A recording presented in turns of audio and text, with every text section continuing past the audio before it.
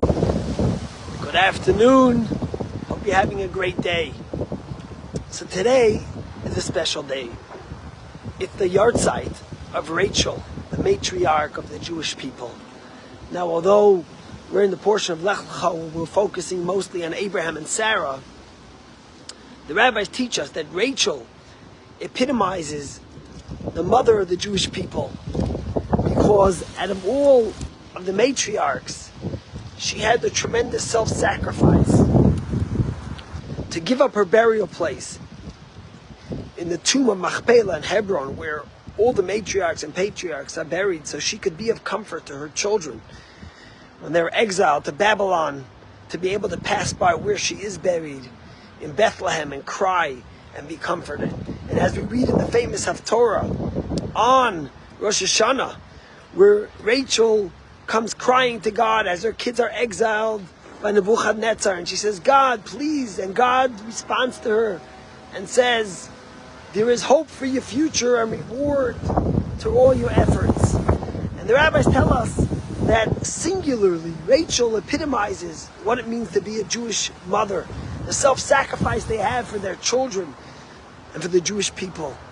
And if you've ever been to Israel and you go to Rachel's tomb in Bethlehem, it is such a powerful and moving experience.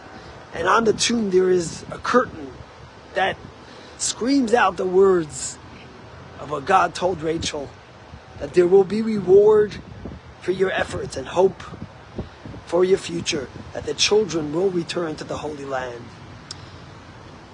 So on this special day, I want to tell you about a special story that happened in Israel, a frightening story.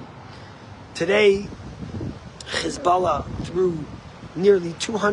launched nearly 200 rockets and drones at Israel, which has become a daily occurrence as they desperately try to stop Israel from annihilating their powers as a terrorist group to hurt and injure Israelis. And there was a UAV that was launched, a drone, from Lebanon. Now, there's a little community called Nesher, which is in the north. It's a suburb of Haifa. And there was a kindergarten there, and they were just starting their morning routine. And they heard a siren from a distant community. But for some reason, the sirens did not go off in Nesher. And actually, the IDF is investigating why the sirens didn't go off. Well, they heard the sirens from a distance, and the teacher said, "Let's not take a chance. And although there's no sirens in our town, we're going to take precaution." And they went into their shelter. Only a few minutes later, they heard this loud crash, and this UAV crashed into a tree and smashed into their kindergarten, exactly where the children were playing in the morning before the UAV cut their shelter. And this heroic lady, her name is, I think, Sarah Yasur, she single-handedly saved what could have been a tremendous catastrophe. But it makes us think more than that, for the facts that, people don't understand the danger that Israel is under every single day. And the fact that although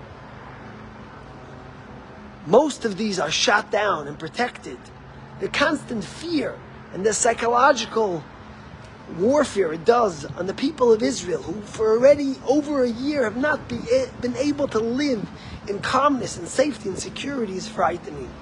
And although there's tremendous talk now about a ceasefire with Hezbollah, I pray and hope that Israel does not take any ceasefire until they annihilate any capability that Hezbollah might have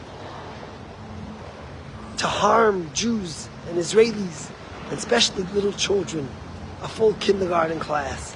And on this day, when we celebrate and commemorate the life of Rachel, the matriarch of the Jewish people, Rachel Mevake al Banel, where God says Rachel's crying for her children, and God promises there's a reward for your efforts. These little kinderlach were saved. And may her merit protect all of Israel and all the Jewish people. And in her memory, on her Yartzeit, may we strengthen our resolve to love and protect each other as a Jewish community. Am Yisrael Chai.